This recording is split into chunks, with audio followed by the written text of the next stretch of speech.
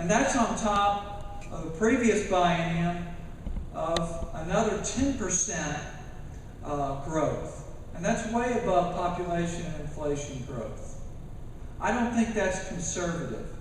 And that is one of the reasons why I voted against the budget. But not only did the budget increase by 12% with respect to the funds that we can control, it includes nearly $1 billion of corporate welfare.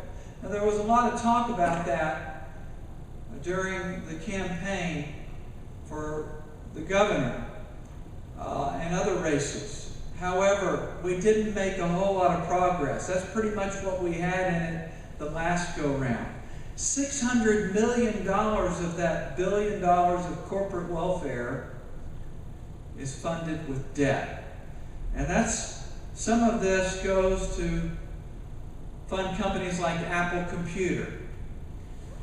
They received, or are receiving, $35 million of state and local funds. They have no debt, more cash on hand than the federal government. I do not think it is right that we continue corporate welfare. We should maybe call it big business welfare. Because what it does, it takes it from you and me. It takes it from the small entrepreneur. It takes it from this district and all over the state. You never get to see it. But Apple gets to see it. And they do have a fine service center in Austin, Texas. And I'm grateful for that. But I think government's role, the role of force, is just to provide a level playing field. It's not to bribe people to come here. So that's another reason why I voted against the budget. The budget includes $3 billion of dedicated funds that were undedicated. We have this bill called, I call it the Wizard of Oz bill. It's the consolidation bill. And you really have to look behind the curtain. You have to have Toto go up there and pull it back and see what's going on. And we take taxes that are dedicated to particular purposes and we undedicate them.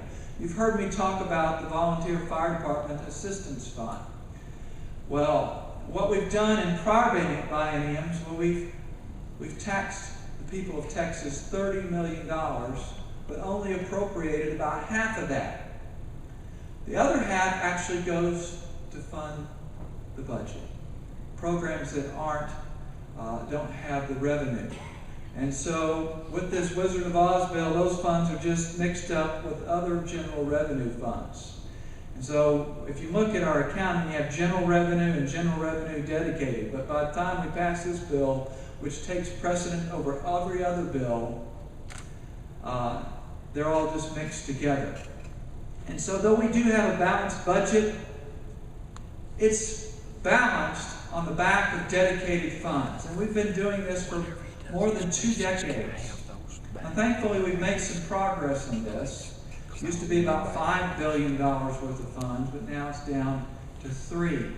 But we had basically the opportunity to make an end of it this go-round.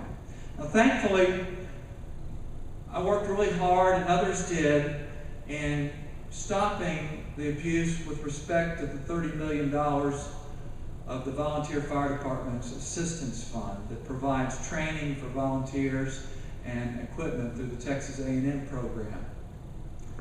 But that's just for this biennium. We still have probably about $70+ million that should be in that account that has basically been spent. It's kind of like your Social Security lockbox. They keep track of the funds, but the money's spent. It's really not there. And so this budget that increased by 12% of general revenue, that included $1 billion of corporate welfare funds, also included $3 billion of dedicated funds. And then the bill went to conference. And this is probably one of the most egregious parts of the process. When you have a bill that comes out of the House and a bill that comes out of the Senate, they differ. And this is the case with the budget. And so they have to be reconciled in conference. And say if you have $100 million for a program in the House and $50 million in the Senate, it's supposed to be reconciled between those two bounds. But oftentimes it is not. What the rules say is you're supposed to go back to each chamber, to the Senate or to the House, if you're not going to reconcile between 50 and 100 million. If you want to go to 150 million or you want to zero it out, you have to go back to each chamber. But rarely is that done.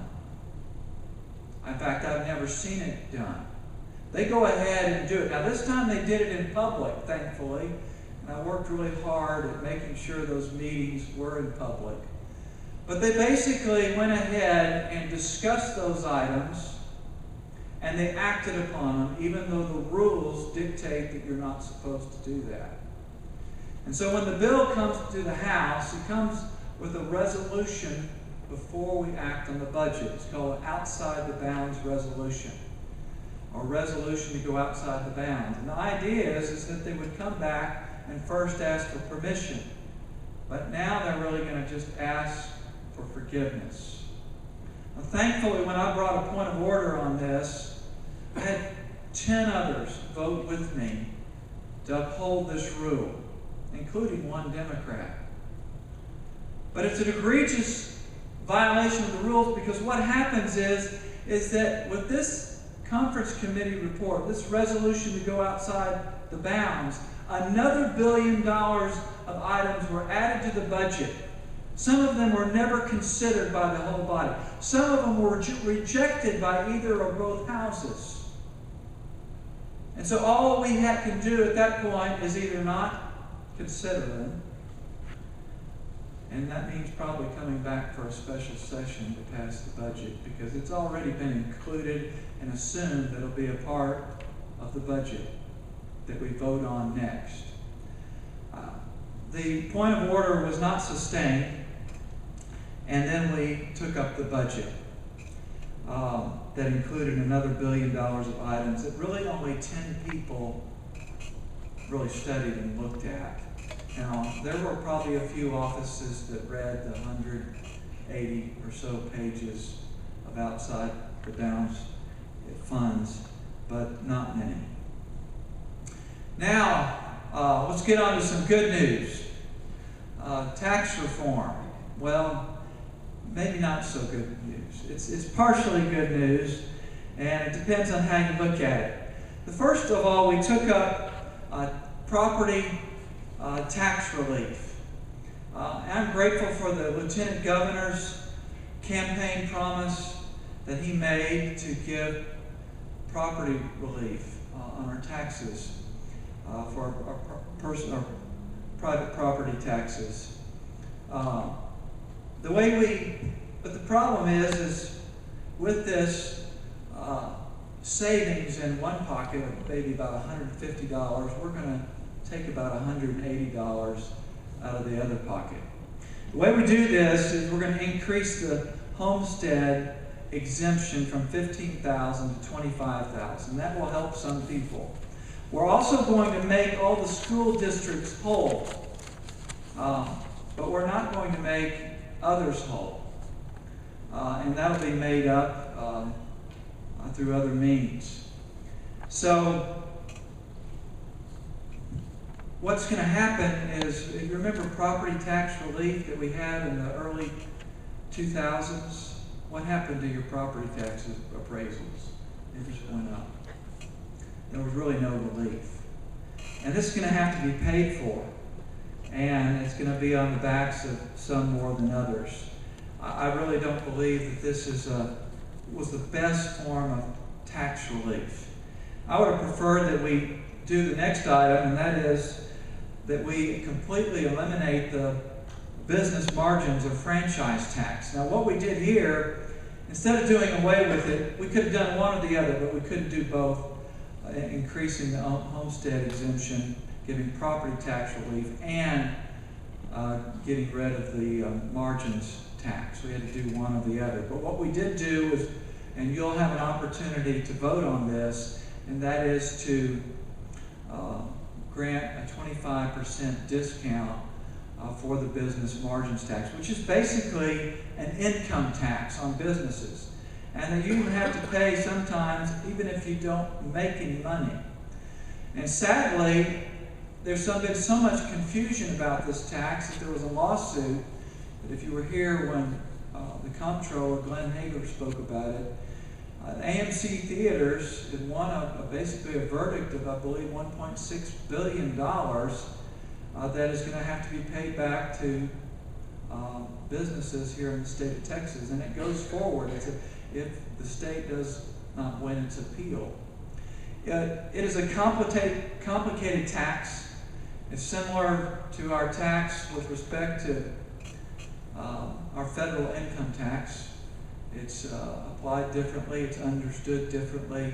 I believe the best thing for us to do is just to get rid of it and not have an intrusive and invasive tax. That's the most egregious thing about the federal income tax and about this tax, is they have access to your records. They should have no right to know all those things unless you really have harmed someone.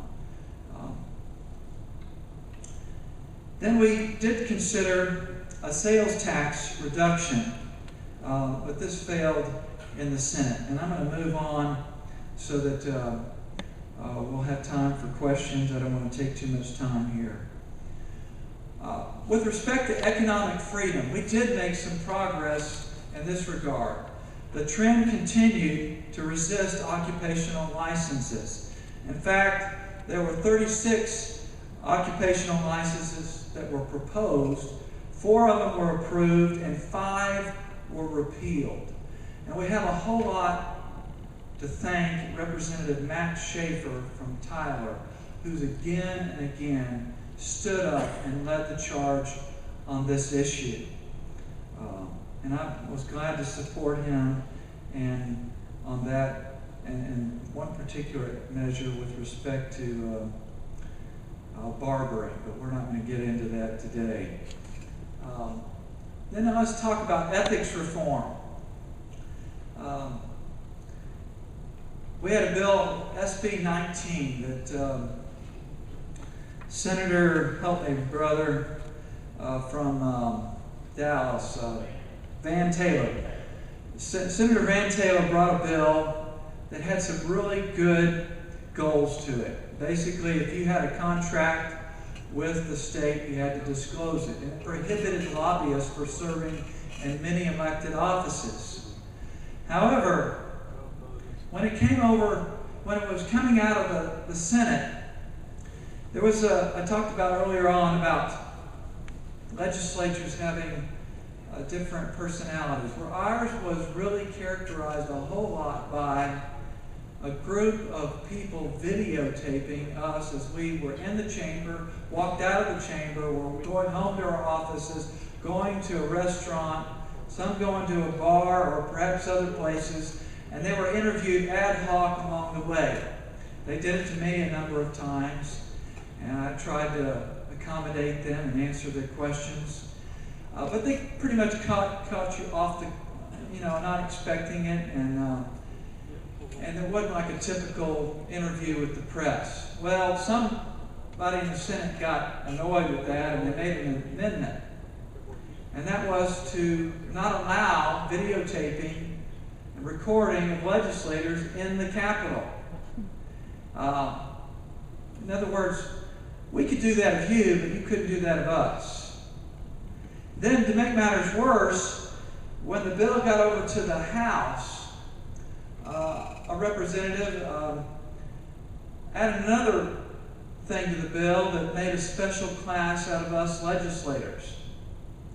And that is, it criminalized robocalling of legislators. You couldn't use a computer to call our district office, our capital office, our homes. That was egregious. We do that to you, do we not? Each election season. And so this bill was just basically turned upside down. And instead of being an ethics reform, I think it had a lot of deformities to it. But it passed out of the Senate, passed out of the House. thankfully this one died in conference. Then we had another bill, the Public Integrity Unit Bill, HB 1690. And this bill had some good intentions as well, but if you remember, the Travis County DA's office has been in charge of the Public Integrity Unit.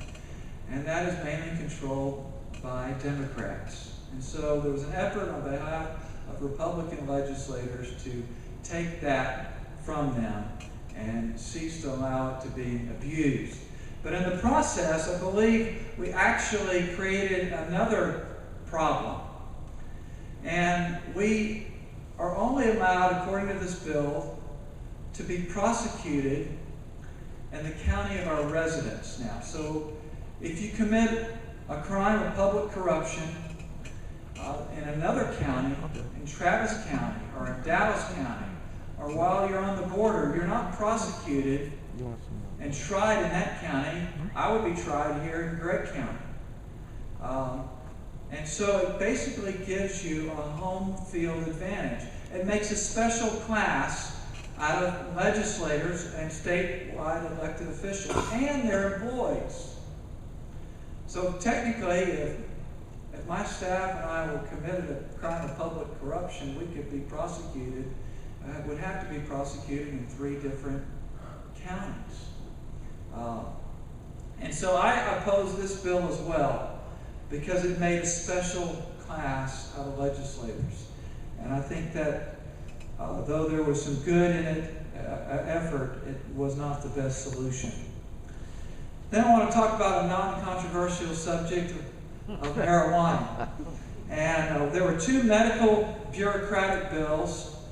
One was narrowly defined to treat a few forms of intractable epilepsy.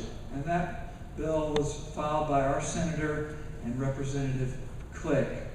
And then there was a broad bill that allowed cannabis and its derivatives also to treat not just people who had seizures or epilepsy, but also were suffering from cancer, PTSD, and other diseases such as dystonia, which we have some constituents here in this district that suffer from all of these.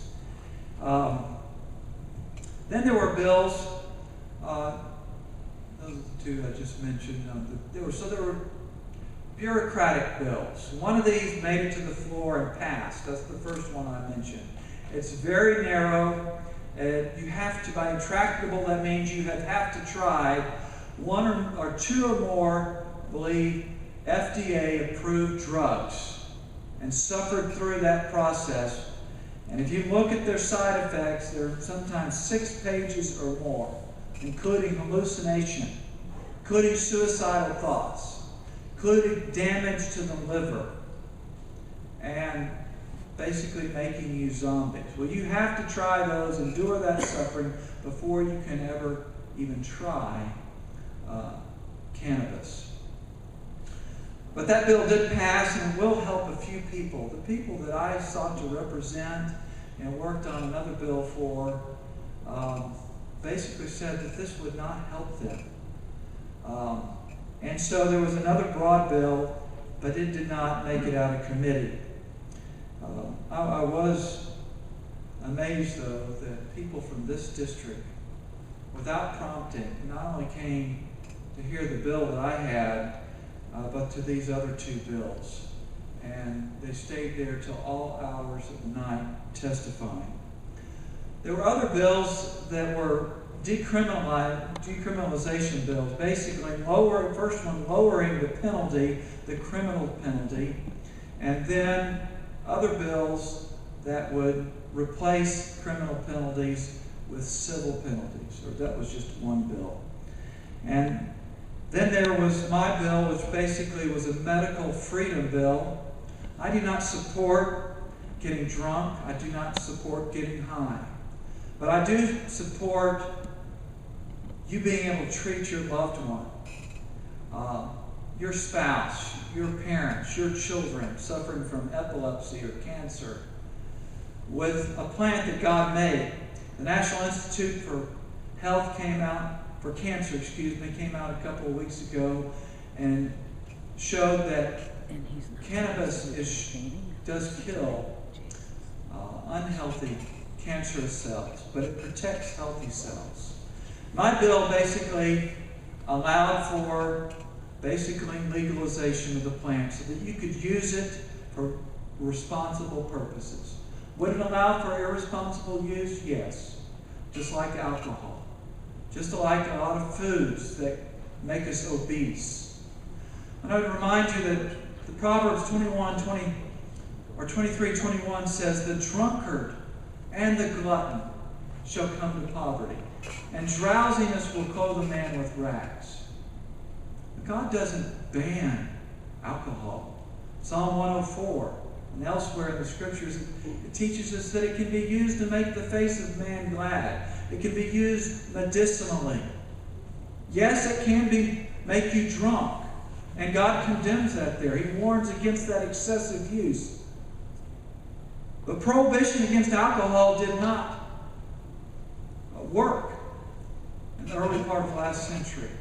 And the war of drugs is not working. And I think there's a better way than sending our kids to jail. I think we should give them the gospel. Bring them over for dinner. Find out why they're escaping. Have some time with them. And if they do something in excess, talk to them. Help them.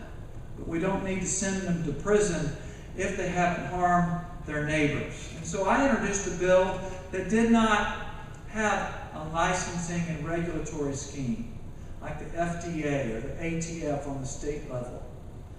It was basically a bill that would allow you to use a plant that God made for good. And some people complain that, well, Genesis 1 says the plant is good, but that's prior to the fall.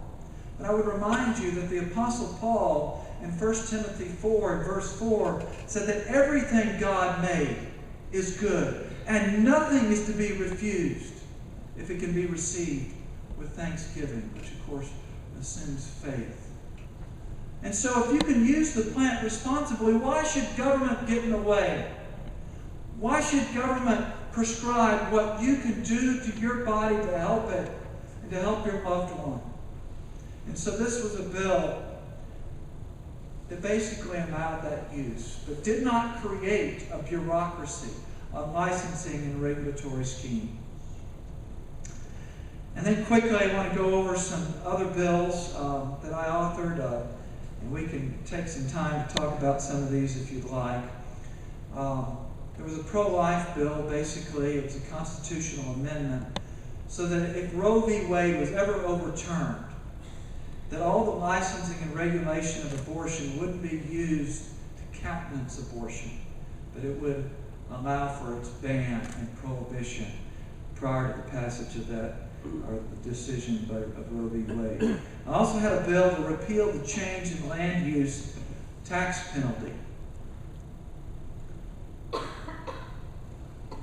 This bill had a lot of support on the floor, but was held up by the committee chairman. And basically this bill would have done away with an egregious retroactive tax.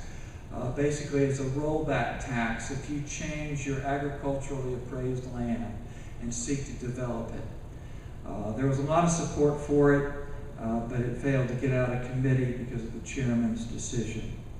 Then there was another bill that I authored that abolished the Emerging Tech Fund. And the funds that were going to be still in the account would have been transferred to border security. Now this bill, or another bill, did pass, but it wasn't my bill. And that bill basically sent the funds to the Texas Enterprise Fund, which funds the fund that gives to Apple Computer, and also went to another fund with respect to higher education. And though it did away with the fund, it also created a new one, and it did not send the funds to border security. Then I had a bill to replace, let's see if it shows up there. It doesn't. I'm sorry that it doesn't show up on your screen. To deal with civil asset forfeiture. And this bill did pass in New Mexico, and it passed in Louisiana. And this bill basically said if a police or law enforcement is going to seize your property, before they forfeit it, they must obtain a criminal conviction. That bill had a lot of support, bipartisan support, but it was also not allowed out of committee. I think it's an important bill. It still allows for seizing of assets if you believe them to be used in a crime or proceeds from a crime. But you cannot ultimately forfeit them, which you can right now, if there's an acquittal, or if the case is dismissed, or if there's no criminal charge at all. Then I had a bill two bills actually, with synthetic drugs. K2 and Spice, many of y'all heard about that. We had a big bust about a year ago, I believe. These two bills held the makers and sellers of this product accountable. It didn't go after the victims, it went after the makers and the sellers. One dealt with the deceptive trade practice, because what they do is they say these products are not for consumption, and they really are intended for it. And so they basically lie on the advertising and on the package. And these drugs, basically, they're chemicals that are imported from China or from the Middle East. They're sprayed on potpourri. They're chopped up. They're made to look like marijuana. They're not marijuana. They're much worse. They seat with the receptors in the brain nearly perfectly. They cause people to just basically go crazy. One man chewed off his finger and justified it. It causes paralysis, blindness, and death.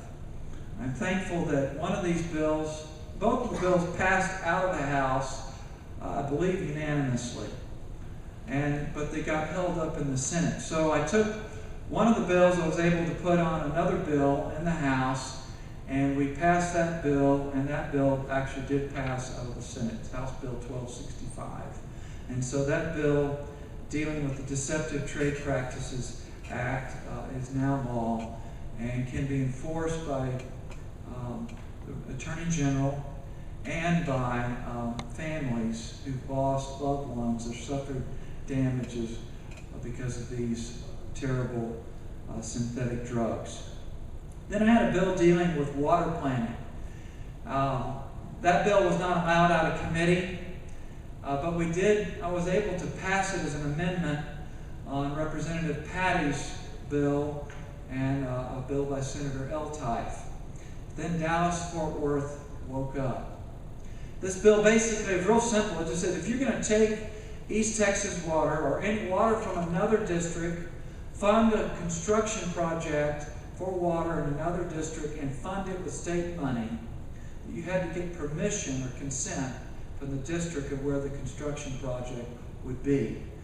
And what that would do is for the Marvin Nichols Reservoir, they would have to gain consent of Region D. And if you know, if you've been following the news, there is another conflict between Dallas-Fort Worth, Region C, and Region D. We had a big debate on the House floor on Memorial Day in the middle of a flood. And because the amendment was reconsidered. They had, I believe, 89 votes versus 42 to reconsider the vote. But as we argued it, Representative Hughes and other East Texans and myself stood for protecting our water here. And we were able to move the vote to some degree up, and it was about, if I remember correctly, 72-59. So we did get some urban votes, because it's not just an urban-rural issue. If you can put a desalination plant in the region right next to you and take their water and fund it with state water funds, then it's a problem. But what we ought to do for others, and what we would have others to do to us, we should do to them. And this is basically what that bill was about. It was requiring consent from the district where the project would be constructed, even though it was planned by another district.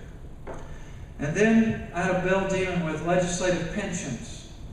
A lot of people are for term limits. This bill didn't go anywhere, but basically what it would have done is limited the pensions that legislators receive to 12 years worth of service, or $30,000. There's people that could retire from the legislature with a whole lot more than that for a part-time job. And I saw that as a term limits alternative.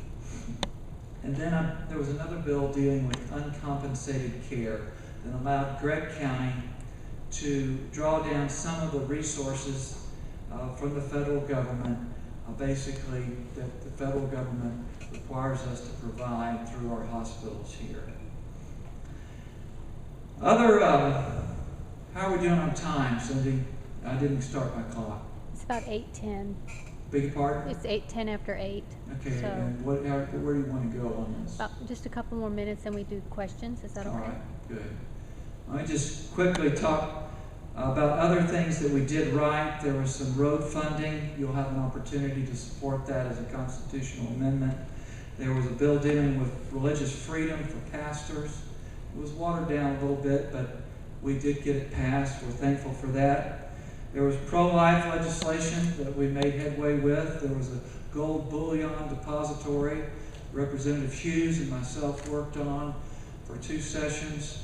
And Representative Gio Capriglione passed that, or authored that bill and saw it through. He deals with investments and was a good man to carry that bill. Then we had a bill dealing with searching of body cavities on the side of the roads. We had 4 instances of that in the last couple of years. It's absolutely egregious. And though the DPS officers were disciplined, I'm thankful there's some legislation now that prohibits that from happening without a warrant. Now we won't go into detail on that, but you would have thought that was covered by the 4th Amendment, but it's not being really used. Then we had another bill reforming the grand jury selection process, basically making it random. I supported that. I think that was a good step forward. And I don't think you're going to be able to see it. We did pass a little amendment to our rules, and it was enforced. It was our honest clock amendment. We basically told the truth when we convened and when we adjourned and when we recessed. And I was grateful after a good bit of work to have that enacted and supported. There were some misses, though. There were numerous retroactive bills that were passed. And I stood up, I tried to, on every single one of them that violated our Texas and Federal Bill of Rights, which prohibits retroactive bills that are ex post facto or impair contracts. I was able to amend a couple of them, at least, maybe 3, I can't remember. But there was an egregious one that actually authorized patently expansion of corporate welfare for NASCAR. And I brought a personal privilege speech about that after I told what was going to happen and the bill passed. And but when I brought that speech before the House and pointed it out, the members were very sober. But I do regret that there are numerous times that we violated the Constitution in that regard. I talked about water. Then there was a bill dealing with the real ID, basically consummated the real ID that has been promoted for a decade or so now. And our DPS licenses basically fell into place. A few people voted with me against this, but despite our Social Security card, when it was instituted, being limited, never to be used as a national ID card, that's basically what it's become. And our driver's licenses. And we basically capitulated on that in the Texas legislature. And then we had a bill dealing with marriage that never made it to the floor. And then if I could just quickly talk about the Supreme Court decision.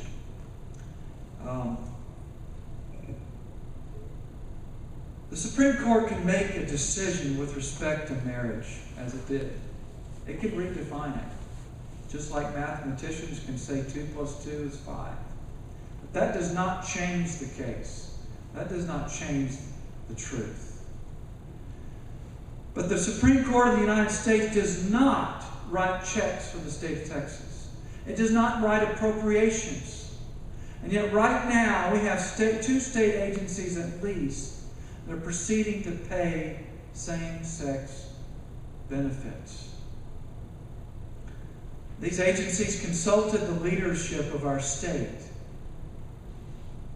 and proceeded. Article 8, Section 6 of the Texas Constitution basically says you're not to make an expenditure except by appropriation, specific appropriation. And I dare say our appropriation that we made did not include same-sex benefits.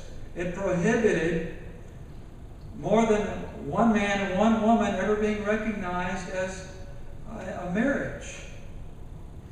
And yet, our state is doing that right now. And then, with respect to birth certificates, though that was determined by statutes for the most part, now another agency is going to allow Parent 1 and Parent 2. My office has tried to ascertain as whether we'll know which one of the Parent 1 or Parent 2s, in the case of 2 females, is actually the biological mother. We have not been able to get a good answer on that. And so I've called for a special session to deal with these issues. The problem right now in our country is not so much knowing what to do, it's having the courage to do it. We don't have to do these things. We don't have to fund same-sex benefits. But if we are, the legislature needs to make that decision. And we've been bypassed. And as your state representative, I've voiced concern about that to the leadership in our state and concerning the issues going on with birth certificates. Well, anyway, that is an overview. It's not everything that happened in the 84th legislature. There are other good things, other bad things, but those are things I wanted to tell you about. And I'd be happy to open up the floor now, and however you want to proceed, Mike.